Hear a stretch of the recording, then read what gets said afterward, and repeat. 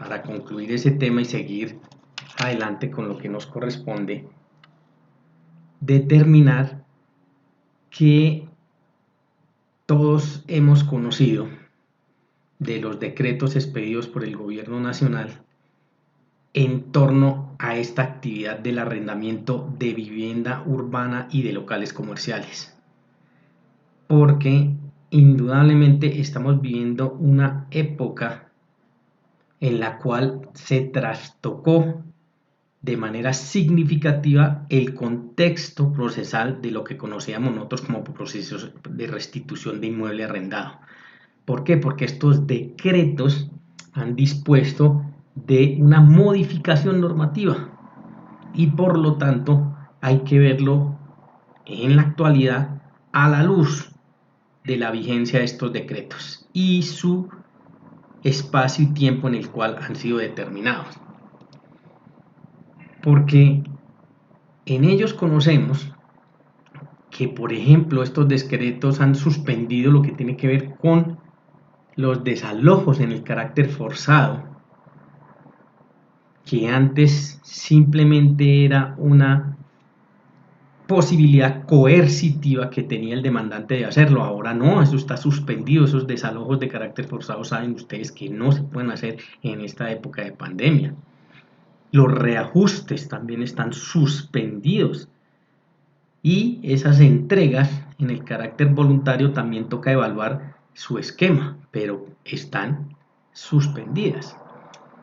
En la actualidad, ¿qué tenemos dispuesto por esta normativa? Que hay un decreto que efectivamente dispone de este manejo y estas suspensiones, pero hay otro proyecto de decreto que el gobierno está confeccionando en el cual modifica o va a modificar también el tratamiento que se haga con este régimen del arrendamiento. Y puntualmente el Estado colombiano está mirando todo el esquema a través de sus distintos ministerios, sobre todo el tema comercial o arrendamiento de locales comerciales. Y ya saben, ustedes también se han dispuesto una cantidad de cosas en torno a ellos. Hay preocupación por ese proyecto de decreto. Hasta ahora es un proyecto, pero de llegarse a ser una realidad, por ejemplo, retoma la figura del requisito de procedibilidad o de tener que agotar el requisito de procedibilidad para la ejecución de procesos en este sentido, o la posibilidad o el desarrollo de procesos en este sentido, con una situación aún más delicada, y es que concita a una doble audiencia de conciliación, la cual en el estudio que hemos hecho algunos colegas del instituto pues pensamos que es totalmente desmedida, porque no solo retrotraer la figura que saben ustedes que no existía de tener que agotarse el requisito de procedibilidad para acceder a estos procesos, sino que además se tenga que hacer en 2 ocasiones, pues deja mucho que desear en torno a la eficacia de estos procesos.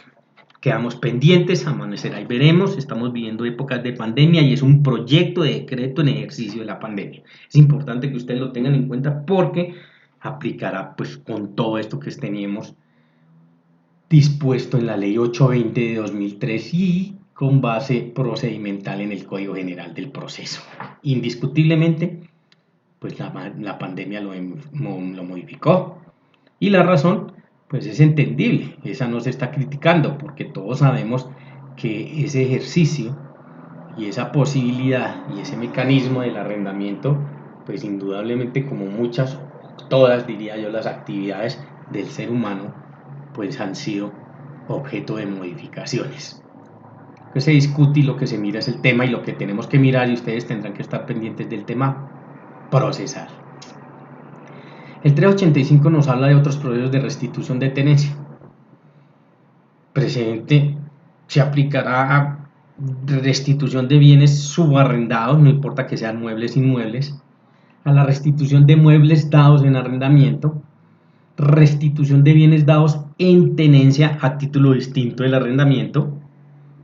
También encontramos ahí bienes entregados en depósito, la figura del comodato, que es el préstamo de uso, la anticresis, el deudor consciente que su acreedor goce de los frutos de la finca que se le entrega. En eso consiste, ¿cierto?, la figura que está dispuesta en el Código Civil de la Anticresis.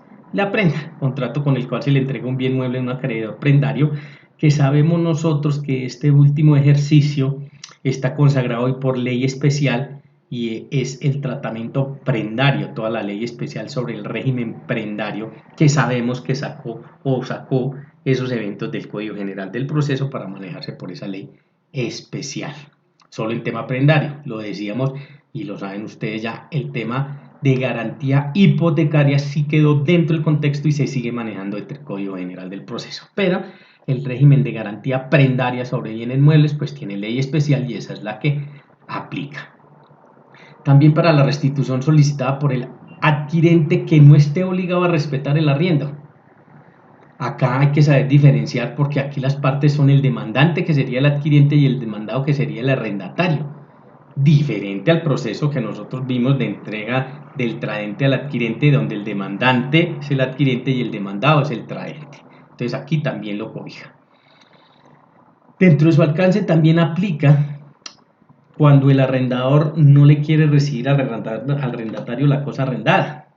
Si la sentencia es estimatoria y el demandado no concurre a recibir la cosa el día de la diligencia, el juez nombra un secuestre para materializar esa entrega y dar cumplimiento con esa obligación. Entonces aquí se cobijan todos esos eventos distintos a las condiciones de restitución de inmueble arrendado. Por eso se habla de otras figuras de restitución. El 386 nos habla entonces de la investigación o impugnación de la paternidad o la maternidad.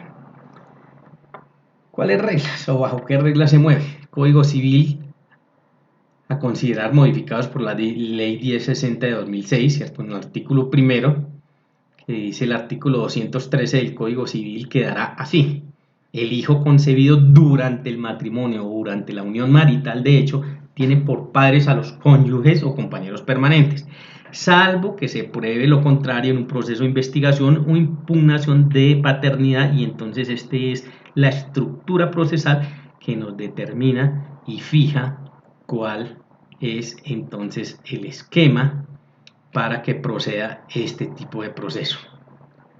El artículo cuarto establece que el 216 quedará así del Código Civil: podrá impugnar la paternidad del hijo nacido durante el matrimonio o en vigencia de la unión marital de hecho el cónyuge o compañero permanente y la madre dentro de los 140 días siguientes a aquel en que tuvieron conocimiento de que no es el padre o madre biológico. Es importante resaltar que es desde la época en que se tuvo conocimiento de que no era el padre o el padre biológico, porque hay jurisprudencia en el cual se establece que no es per se los 140 días, sino que es a partir de que se tuvo conocimiento. El hijo podrá entonces impugnar la paternidad o la maternidad en cualquier tiempo. Ese sí no tiene ese término prescriptivo.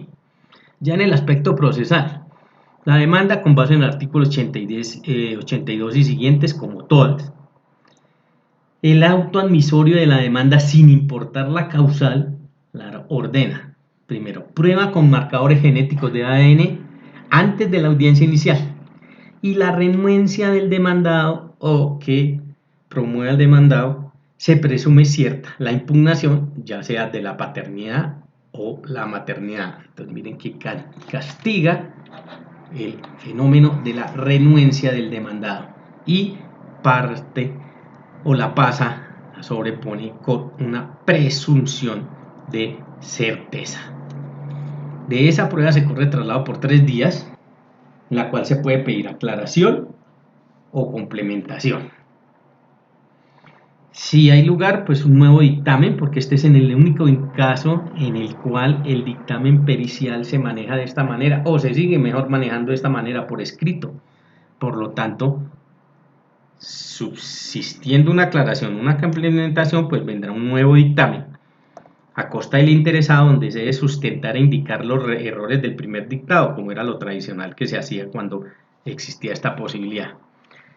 Rompe la regla general de los dictámenes, se vuelve a la objeción por escrito. Entonces reiteramos, y para que lo tengan en cuenta, este es el único evento en el cual cabe la objeción por error grave del dictamen, por lo que se presenta por escrito, porque saben, y aquí nosotros también vimos que hay jurisprudencia de la Corte Constitucional en el cual, con el Código General del Proceso, una de las consecuencias es que se erradicó la posibilidad de objetar por error grave el dictamen pericial, pero esto es cuando va el perito a la audiencia. En este caso, y es la única excepción para este proceso que estamos viendo, que el dictamen, al seguirse manejando por escrito, ese dictamen pericial puede ser susceptible de objeción por error grave y se maneja dentro del ámbito de la escrituralidad.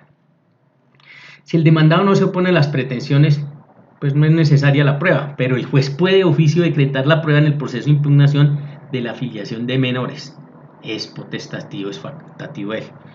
La filiación es un derecho jurídico que existe entre dos personas donde una es descendiente de la otra, sea por un hecho natural o por un acto jurídico, la parte biológica o el esquema biológico y el esquema de la adopción o las figuras de la adopción. Sentencia de plano acogiendo las pretensiones cuando el demandado no se oponga a las pretensiones o cuando si practicada la prueba es favorable al demandante y el demandado no solicita nuevo dictamen pericial, por lo tanto no lo ataca ni nada, procede inmediatamente entonces a establecerse. Procesos de impugnación de paternidad, se pueden decretar también suspender alimentos provisionales. Entonces la institución de alimentos provisionales aquí cae en este tipo de procesos, pero no solo para decretarla, también si las pruebas dan lugar a ello se podría suspender estos alimentos provisionales desde la admisión de la demanda o desde la inclusión de paternidad, que es el reporte de probabilidad de paternidad en un 99% más, cuando así lo aprecia del dictamen pericial el juez. Sobre la suspensión de los alimentos provisionales, la Corte Constitucional declaró la exequibilidad en esta sentencia 258 de 2015. Entonces la figura de la suspensión, ya les digo, si se logra aprobar, también cabe dentro del ámbito de los alimentos provisionales. Además de la filiación, el ejercicio y el régimen extra y ultra petita, se establecerá el régimen de visitas, de custodia, alimentos, patria potestad y guarda, todo el régimen de los menores. En ese mismo proceso, agotado el traslado del dictamen de la prueba de ADN, que es obligatoria, decreta pruebas para practicarlas en la audiencia correspondiente.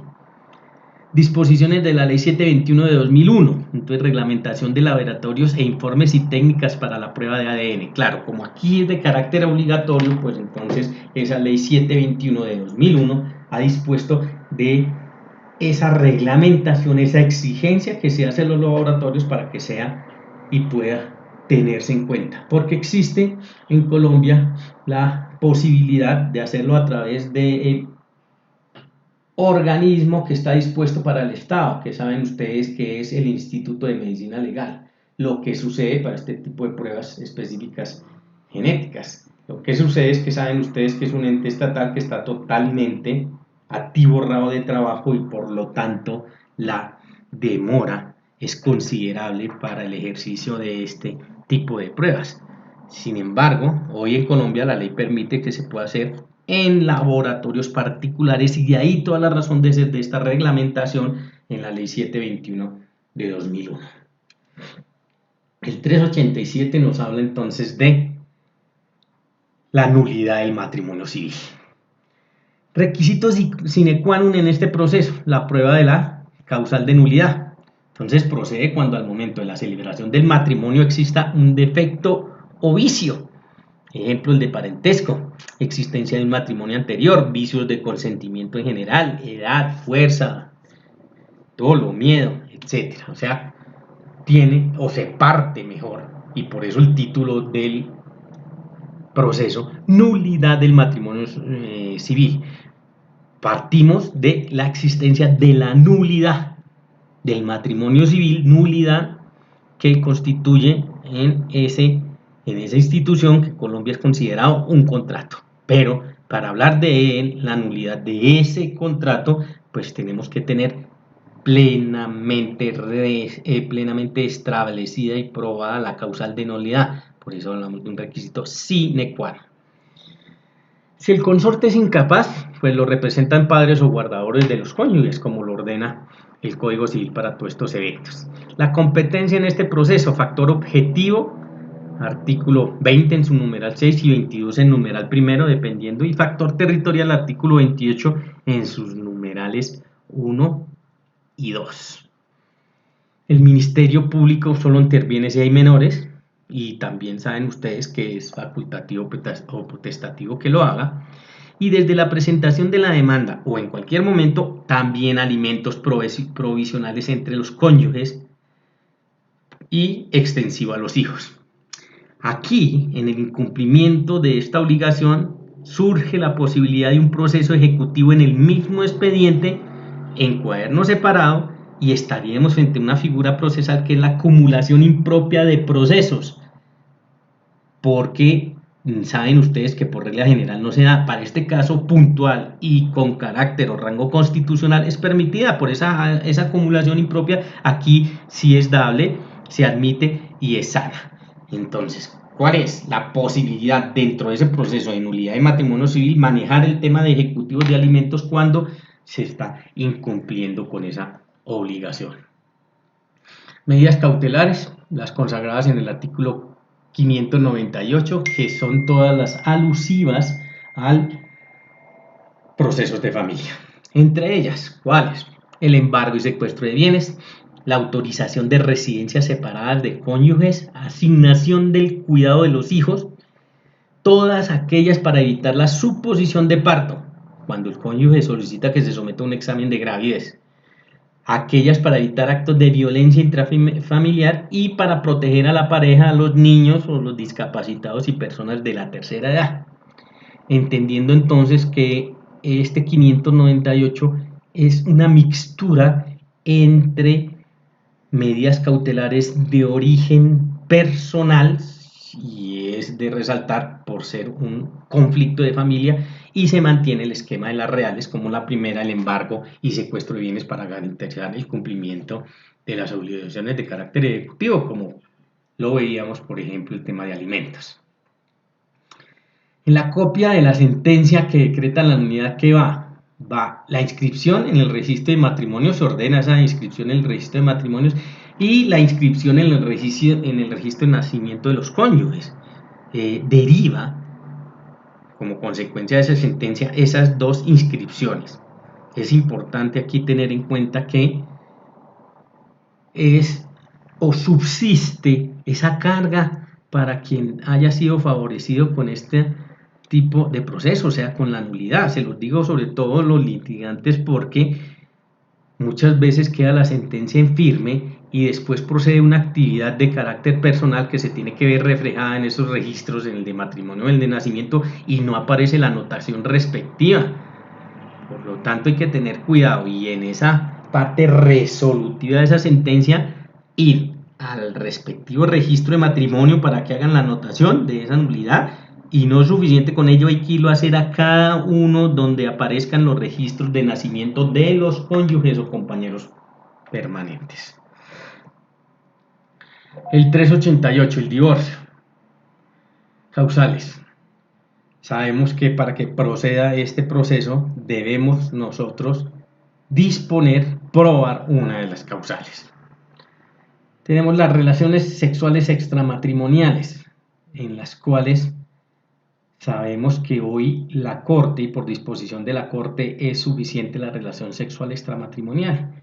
Saben ustedes que declaró inexequible aquel tema de que fueran perdonadas, consentidas o facilitadas por el otro cónyuge. Eso ya fue declarado inexequible, ahora simplemente las relaciones sexuales extramatrimoniales. La segunda causal, el grave e injustificado incumplimiento de los deberes. Bueno, aquí, mire que muchas de ellas, de estas causales, son subjetivas, por lo tanto el tema de prueba se dificulta y existe una abundante jurisprudencia en torno a todo este régimen de estas causales. Esta segunda, de grave e injustificado incumplimiento de los deberes, aquí se incluye, y hay jurisprudencia en torno a las separaciones de hecho, no como causal, que la veremos que es la octava, sino aquí la persona que queda en el hogar podría promover esta causal como un incumplimiento del deber, esa separación de hecho. Ya les digo, no la confundan con la separación de hecho, que es la que se establece en la causal octava por el paso de 2 o más años. Esta la está haciendo como un incumplimiento del deber y también ha sido validada. Ultraje, trato cruel y maltratamientos de obra. Saben ustedes todo ese esquema.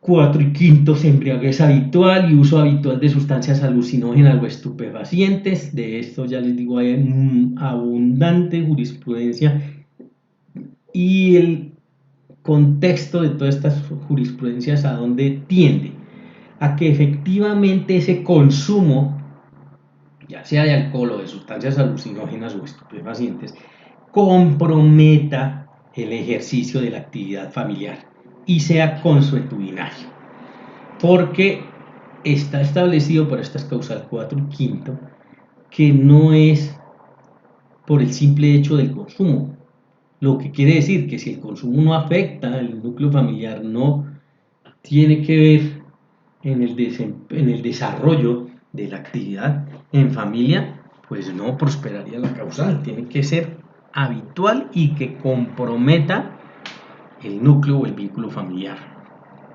El sexto, la enfermedad, anormalidad grave, incurable, física o psíquica que ponga en peligro la salud mental o física del otro. También sobre esta mucho pues se ha dicho y se ha establecido que cabe la posibilidad de los alimentos también cuando pues esa enfermedad anormal, grave e incurable de cualquier tipo, pues saben ustedes, no es culpa, no es atribuible a la persona. Y si esta persona que padece esa enfermedad o anormalidad grave no tiene los medios de subsistencia, surge la obligación para el otro cónyuge de suministrárselos. La séptima, la conducta tendiente a corromper o pervertir al otro, un descendiente o personas que estén a su cargo. La separación de cuerpos judicial o de hecho, ya hablábamos de la octava, con 2 años o más de que se suceda. Y la novena, que es el común acuerdo, el consentimiento entre ambos cónyuges, que es sin duda un fenómeno aceptado en Colombia, mediante el cual se constituye en una causal, y tanto así y tan revolucionaria fue, pues que es indudable que es la causal más utilizada. Antes, pues existía toda esa parafernalia cuando esta causal novena no era posible, porque se entraba en todo el galimatías de tener que demostrar la causal para prosperar el divorcio. Y de ahí que se tejió una cantidad de anécdotas, historias, bueno, películas llevadas, telenovelas en el cual no le doy el divorcio y punto. Ustedes saben que eso en Colombia ya desapareció por completo. Hoy, en este fenómeno procesal, lo vengo sosteniendo, es mucho más difícil en Colombia, por ejemplo, casarse que divorciarse. Hoy ya el régimen del divorcio ya tiene una mirada totalmente independiente y autónoma, sobre todo de regímenes y ritos religiosos que antes la hacían bastante tortuosa y vimos todo lo que vimos.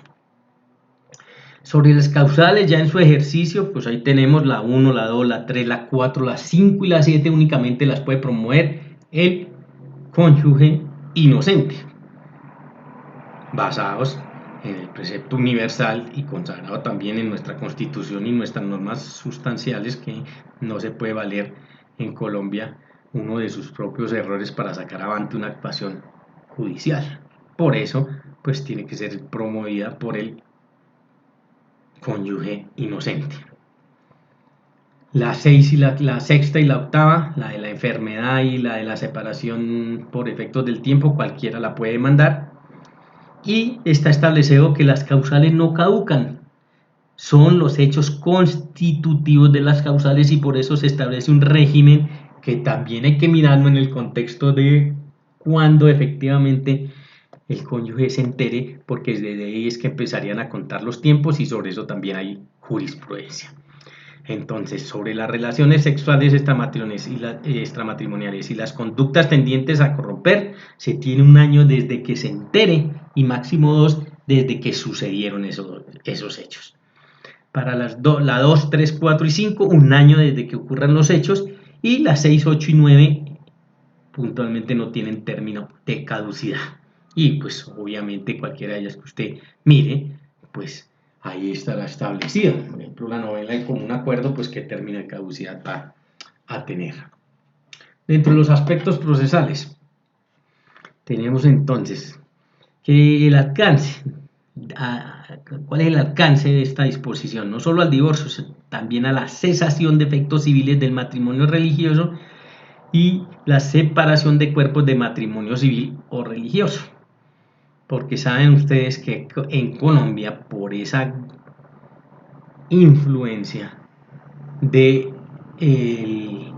régimen de la religión católica, pues técnicamente, y no es de aceptación por parte de ellas la figura como tal del divorcio, sino la cesación de los efectos civiles del matrimonio religioso, que en el fondo, saben ustedes, porque el tratamiento procesal es igual, pues vamos a hablar de los efectos civiles, y con cualquiera de ellos dos los logramos. Es un tema de los muy apetecidos en Colombia, de que nos enfrascamos es en el nombre, y con el nombre hacemos todo tipo de disquisiciones jurídicas, pero en el fondo, pues claro, son los mismos efectos civiles, o se logran mejor los mismos efectos civiles con el divorcio o con lo que se conoce en el rito católico de la cesación de efectos civiles.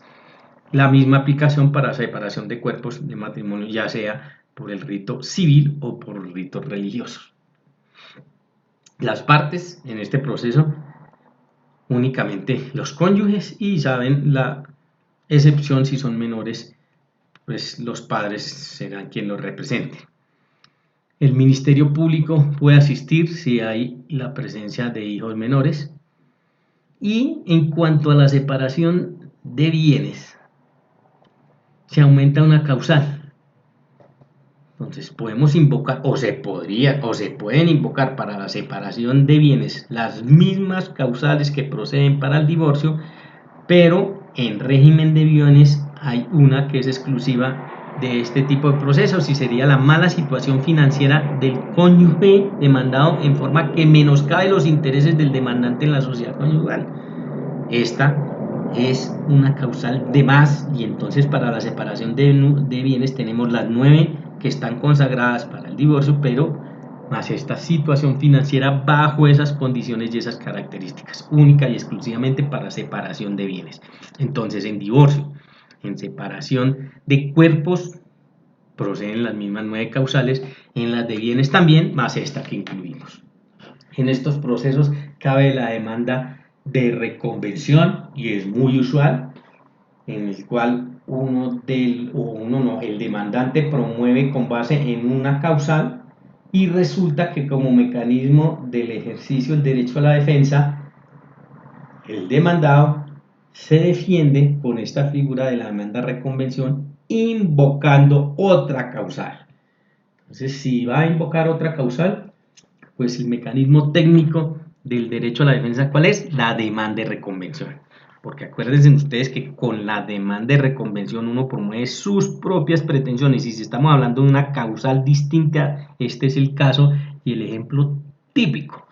Distinto es si usted se va a defender de la causal porque no encuentra otra que le está enrostrando el demandante, porque ahí sí tendría entonces que, bajo la figura de las excepciones de mérito o de fondo, pues tratar de desvirtuar esas pretensiones. Pero si tiene su propia causal o va a aprobar su propia causal, ya saben, lo técnico es la demanda de reconvención.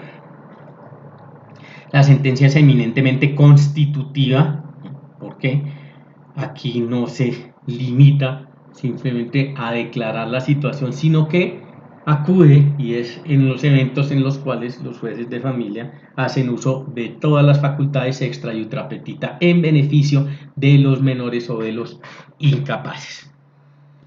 ¿Qué reglas contempla este artículo?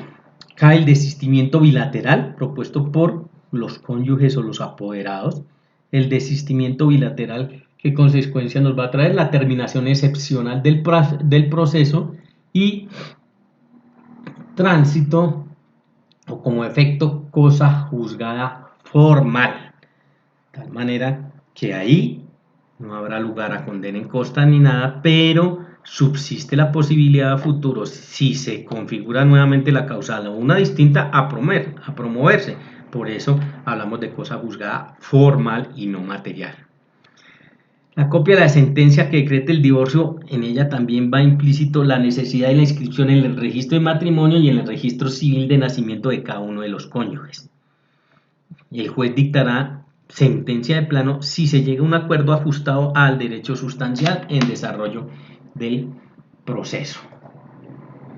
La muerte o la reconciliación pues le ponen fin al proceso. Se puede intentar nuevamente el divorcio por causa que sobrevenga la reconciliación. Volvemos a estar dentro del ámbito de cosa juzgada formal, pero ese que tenemos en curso pues simplemente terminará. Y en el parágrafo también dispone que aplica para procesos de separación de cuerpos. Entonces, después de ejecutar la sentencia, si los cónyuges así lo solicitan, puede pedir que se ponga fin a la separación de cuerpos y el juez dictará la sentencia de plano. Las medidas cautelares caben, consagradas en el 589 para asuntos de familia, desde la presentación de la demanda o en cualquier momento en este proceso o en estos procesos también cabe la figura de los alimentos provisionales, igual entre los cónyuges o en beneficio de los hijos, y aquí también cabe la figura de la acumulación impropia de procesos que veíamos, que es el ejecutivo en el mismo expediente pero en cuadernos separados sobre la obligación alimentaria. El contenido de la sentencia de nulidad o de divorcio, que está consagrado en el artículo 89, no es un proceso como tal, pero es el derrotero procesal del contenido de estas sentencias. Entonces, ¿a qué cobija? ¿Qué cobija? Divorcios en general, cesación de efectos civiles de matrimonios religiosos, nulidad y separación de cuerpos de matrimonio civil o religioso, que debe contener esta sentencia. Todo el contexto de los hijos en cuanto a su cuidado, la proporción en que los cónyuges deben contribuir con los gastos de crianza, educación y establecimiento de los hijos comunes, con base en el artículo 257 del Código Civil, y el monto de la pensión alimentaria del cónyuge si fuera el caso. Además, la patria potestad, cuando se determine su suspensión y pérdida, hay que definirla, claro, pues siempre tendrá que resolver todo el tema del conflicto familiar. El pago de los perjuicios a cargo del cónyuge culpable, si están establecidos, si se entra a cuantificar, y compulsar copias por posibles delitos que se hayan podido cometer por los cónyuges o terceros al celebrarse el matrimonio, si es del caso, como régimen general, por existir un evento de carácter o que dé origen a la acción penal.